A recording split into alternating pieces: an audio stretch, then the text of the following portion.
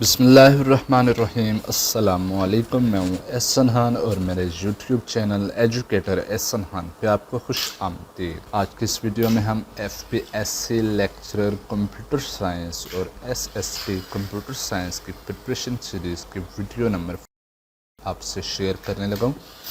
और आज के इस वीडियो में जो टॉपिक मैंने चूज़ किया है वो मल्टीप्लेक्सिंग, जो हम नेटवर्किंग में यूज़ करते हैं।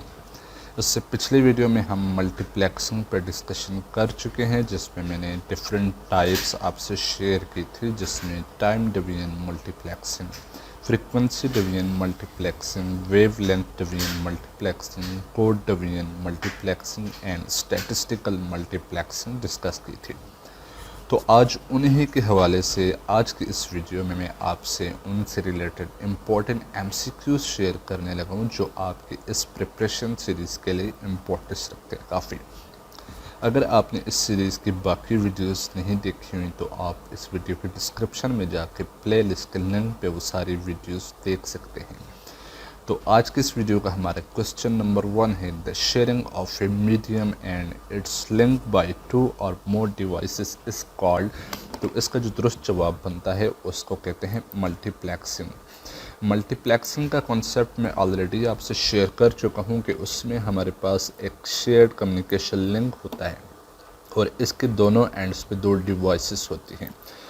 अब इन डिवाइसेस को जो नाम दिया जाता है, तो जो सेंडिंग साइड पे होती है ये वाली डिवाइस, इसको कहा जाता है मल्टीप्लेक्सर या मक्स, और जो रिसीविंग साइड पे होती है इसको कहा जाता है डी मल्टीप्लेक्सर या डी मक्स। अब होता यह है कि यहाँ पे इनपुट पे हमारे पास मल्टीपल डेटा स्ट्रीम्स आ रही होती है डिफरेंट यूज़र्स की तरफ से, और मक्स का या मल्टीप्लेक्सर का काम ये होता है कि उनको मैनिपुलेट करके एक सिंगल शेयर्ड लिंक के ऊपर ट्रांसमिट करता है। और रिसीविंग साइड पे जब डी मल्टीप्लेक्सर पे वो सिग्नल रिसीव होता है या डेटा रिसीव होता है तो उसको डिवाइड करके कोरिस्पोंडिंग रिसीवर तक उसको हैंड ओवर करता है। तो यही एक्चुअल काम होता है मल्टीप्लेक्सिंग का, कि मल्टीपल इनपुट्स को मैनिपुलेट करके सिंगल लिंक पे शेयर किया और रिसीविंग एंड पे उनको फिर दोबारा डी मल्टीप्लेक्स करके कोरिस्पोंडिंग रिसीवर तक उसको हैंड ओवर करना। तो मल्टीप्लेक्सिंग में यही है कि sharing of a medium and it's link by 2 और मोर डिवाइसेस इज कॉल्ड। तो इसका दुरुस्त जवाब है मल्टीप्लेक्सर। अगले क्वेश्चन पे आते हैं, मल्टीप्लेक्सिंग इज यूज्ड इन। तो इसको समझने से पहले मैं आपको एक चीज़ शेयर करना चाहता हूँ कि circuit switching is a switching method by which one can obtain a physical path between and points. अब स्विचिंग के हवाले से भी हम पढ़ेंगे, लेकिन अभी के लिए मैं आपको ये बता देता हूँ कि सर्किट स्विचिंग में जो मेथडोलॉजी अपनाई जाती है, तो यहाँ पे सेंडर है और यहाँ पे रिसीवर है। इसके दरमियान जो पाथ क्रिएट किया जाता है कम्युनिकेशन के लिए, वो डेडिकेटेड पाथ होता है कि जब इनका कम्युनिकेशन लिंक इस्टेब्लिश हो गया तो ये पाथ सिर्फ इसके सेंडर और रिसीवर के दरमियान यूज़ होगा और बाकी कोई सेंडर और रिसीवर इस पाथ को यूज़ नहीं कर सकता। तो ये कॉन्सेप्ट है सर्किट स्विचिंग का। इसके बाद कहते हैं कि circuit switching method is also called a connection oriented network, कि इसमें कनेक्शन जब इस्टेब्लिश हो जाता है तो वो आखिर तक, जब तक कि वो कम्युनिकेशन कंप्लीट नहीं होती, वो कनेक्शन इस्टेब्लिश रहता है, इसलिए इसको कनेक्शन ओरिएंटेड कहा जाता है। Two nodes must be physically and logically connected to each other to create a circuit switching network।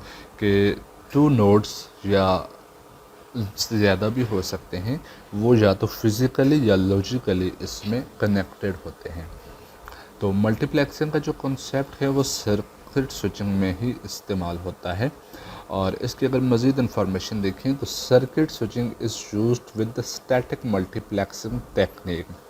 अब स्टैटिक मल्टीप्लेक्सिंग टेक्निक की अगर बात की जाए तो जिस तरह हमने टाइम डिवीजन मल्टीप्लेक्सिंग पढ़ा था, उसमें हमने कहा था कि हमारा जो मीडिया होता है या शेयर्ड लिंक होता है उसको टाइम स्लाइस के लिहाज से हर एक यूज़र को उसको यूज़ करने के लिए अवेलेबिलिटी या उसको अपॉर्चुनिटी प्रोवाइड की जाती है।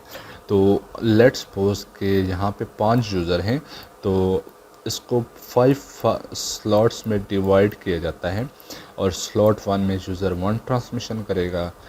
लेट्स सपोज पहले 1 मिली सेकंड के लिए यूज़र 1 ने ट्रांसमिशन की, दूसरे 1 मिली सेकंड के लिए यूज़र 2 ने, और तीसरे 1 मिली सेकंड के लिए यूज़र 3 ने, और इस तरह से सिलसिला चलता जाएगा। जब आखिरी यूज़र की बारी आएगी तो वो राउंड कंप्लीट हो जाएगा और दोबारा से पहले राउंड में पहले यूज़र की दूसरे राउंड में पहले यूज़र की बारी आ जाएगी। तो इस तरह हम इसको स्टैटिस्टिकल मल्टीप्लेक्सिंग कहते हैं कि इसमें स्टैटिक वे में हम टाइम स्लॉट्स को यूटिलाइज़ करते हैं। स्टैटिक वे में इस तरह से कि यहाँ पे यूज़र 1 ने ट्रांसमिशन की, यहाँ पे यूज़र 2 ने ट्रांसमिशन की, यूज़र 3 के पास ट्रांसमिट करने के लिए कुछ भी नहीं था एट दैट टाइम, लेकिन उसका जो टाइम स्लॉट था वो बुक रहेगा और डाटा ना होने की वजह से ये एम्प्टी स्लॉट जाएगी। ये स्लॉट किसी और यूज़र के लिए इस्तेमाल नहीं हो सकती, तो इसलिए इसको स्टैटिक मल्टीप्लेक्सिंग टेक्निक कहा जाता है। और circuit switching is used with the static multiplexing technique and this is approach used in the public telephone network. और इसकी अगर मज़ीद बात करें तो public switching is used primarily with statistical multiplexing. अब static multiplexing and statistical multiplexing इनमें थोड़ा सा डिफरेंस है। स्टैटिस्टिकल मल्टीप्लेक्सिंग हमने पिछले वीडियो में पढ़ी थी और इसको एसिंक्रोनस टाइम डिवीजन मल्टीप्लेक्सिंग भी कहा जाता है। इसका कंसेप्ट इस तरह से होता है कि जैसा मैंने आपको यहाँ पे बताया था कि यूज़र 1 ने जब ट्रांसमिशन की और यूज़र 2 ने ट्रांसमिशन की और यूज़र 3 के पास ट्रांसमिट करने के लिए कुछ भी नहीं था, तो इसकी टाइम स्लॉट खाली जाएगी। लेकिन स्टैटिस्टिकल मल्टीप्लेक्सिंग में ऐसा नहीं होता, बल्कि इस स्लॉट को खाली जाने के बजाय इससे अगला जो यूज़र होगा उसको ये स्लॉट अलोकेट कर दी जाएगी। तो इस तरह हमारे रिसोर्स अच्छे से यूटिलाइज हो रहे होते हैं। तो पैकेट स्विचिंग जो होती है वो स्टैटिस्टिकल मल्टीप्लेक्सिंग के साथ, और सर्किट स्विचिंग जो होती है स्टैटिक मल्टीप्लेक्सिंग यानी कि सिंक्रोनियस टाइम डिवीजन मल्टीप्लेक्सिंग के साथ इस्तेमाल होती है। फिर उसके बाद आते हैं which multiplexing technique use to transmit digital signal. तो डिजिटल सिग्नल हम टाइम डिवीजन मल्टीप्लेक्सिंग में इस्तेमाल करते हैं, और अगर हम एनालॉग सिग्नल की बात करें तो वो frequency division multiplexing and wavelength division multiplexing में इस्तेमाल करते हैं। टाइम डिवीजन मल्टीप्लेक्सिंग जो कि इन शॉर्ट इसको TDM कहा जाता है, where FDM and WDM is the abbreviation of frequency division multiplexing and wavelength division multiplexing. ये दोनों एनालॉग सिग्नल के लिए इस्तेमाल होती हैं। एनालॉग की अगर बात की जाए तो जैसा कि हम ऑप्टिकल फाइबर में लाइट के थ्रू कम्युनिकेशन कर रहे होते हैं तो उसको हम वेव्स लेंथ के जरिए इस्तेमाल करते हैं, तो उसके लिए वेव लेंथ डिवीजन मल्टीप्लेक्सिंग इस्तेमाल होती है। Time division is used in application like ISDN, जिसको मुकम्मल तौर पे अगर हम देखें तो ये कहलाती है integrated service digital network, and PSTN stand for public switch telephone network, और इसका दुरुस्त जवाब भी बनता है TDM यानी कि ऑप्शन बी। फिर उसके बाद आते हैं if there are n signal sources of same data rate then the time division multiplexing link has dash slots. तो जितने भी सिग्नल्स ट्रांसमिट करने के लिए सोर्स नोड होंगे तो उस मीडिया को उतने ही स्लॉट्स में डिवाइड किया जाएगा। लेट्स सपोज 5 ट्रांसमीटर्स हैं तो उसकी 5 स्लॉट्स उस मीडिया की क्रिएट की जाएंगी। तो इसी तरह यहाँ पे n सिग्नल सोर्स की बात हो रही है, तो इसकी जो दुरुस्त ऑप्शन बनती है वो ऑप्शन ए होगी n। और इसमें यहाँ पे जो चीज़ बताई गई कि when time slots of source is not active it remains ideal and wait for the its slot to be gain. इसमें यही होता है कि जैसे कि यूज़र 1 की जब टाइम स्लॉट आएगी तो वो यूज़र 1 ट्रांसमिट करेगा, और at that time user 2 waiting list में होगा, यानी कि उसके टाइम स्लॉट्स अभी एक्टिव नहीं हैं, तो यूज़र 2 को आइडियल स्टेट में रहना होगा और अपने स्लॉट के लिए वेट करना होगा। फिर उसके बाद if links transmit 4000 frames per second and each slot has 8 bits, the transmission rate of circuit this TDM is। तो इसका बहुत आसान सा तरीका है कि 4000 फ्रेम पर सेकंड में ट्रांसमिट हो रहे हैं और हर एक स्लॉट की जो 8 बिट्स हैं तो इसको हमने सिंपली 4000 मल्टीप्लाई 8 करना है। तो इसका जो ऑप्शन बनती है 32 kbps ऑप्शन बनेगी, ऑप्शन ए इसकी दुरुस्त है। फिर उसके बाद आते हैं the state when dedicated signal are ideal are called तो जब हम ट्रांसमिशन करते हैं टाइम डिवीजन मल्टीप्लेक्सिंग में, या इसके अलावा उसको सिंक्रोनियस टाइम डिवीजन मल्टीप्लेक्सिंग भी कहा जाता है, तो जब किसी नोड के पास ट्रांसमिट करने के लिए कुछ भी नहीं है तो उसका जो टाइम स्लॉट होगा वो आइडियल रहेगा और उसको साइलेंट पीरियड कहा जाता है। तो इसकी ऑप्शन सी दुरुस्त है। फिर उसके बाद आते हैं मल्टीप्लेक्सिंग प्रोवाइड। तो मल्टीप्लेक्सिंग हमें हेल्प करती है ट्रांसमिशन के लिए कि हम शेयर्ड मीडिया के ऊपर मल्टीपल मैसेजेस सेंड कर सकते हैं। And this brings up the issue of privacy and efficiency.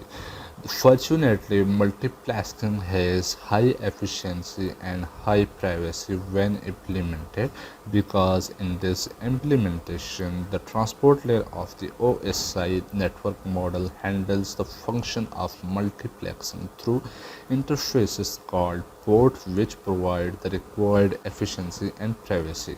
कि जब भी हम मल्टीप्लेक्सिंग इस्तेमाल करते हैं तो ये ट्रांसपोर्ट लेयर पे इस्तेमाल होती है और ट्रांसपोर्ट लेयर पे हम पोर्ट नंबर इस्तेमाल कर रहे होते हैं और हर सर्विस के लिए अलग से पोर्ट नंबर हम इस्तेमाल करते हैं। तो इस तरह हमें एफिशिएंसी भी मिलती है कि हमारा जो प्रोसेस चल रहे होते हैं वो पैरेलल में होते हैं, कि सर्विस ए के लिए एक अलग से पोर्ट नंबर इस्तेमाल हो रही है और सर्विस बी के लिए एक अलग से पोर्ट नंबर इस्तेमाल हो रही है। इस तरह पैरेलल प्रोसेसिंग होती है, इस तरह हमें एफिशिएंट रिज़ल्ट मिलते हैं और मल्टीपल पोर्ट नंबर इस्तेमाल करने की वजह से उनके दरमियान इंटरफेरेंस भी नहीं होती और एक दूसरे से वो अवेयरनेस भी नहीं होती मुख्तलिफ सर्विसेज की। तो इस लिहाज से हमें प्राइवेसी भी मिलती है।